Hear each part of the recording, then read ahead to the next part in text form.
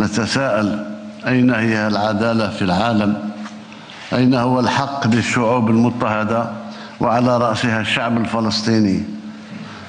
لقد انهارت في فلسطين المحتلة كل معايير والقيم الإنسانية والأخلاقية والدينية والقانونية أمام ما يشهده العالم يوميا من مجازر وحشية ترتكبها قوات الاحتلال ضد الشعب الفلسطيني الشقيق، أمام مرأى وصمت عالمي ورهيب.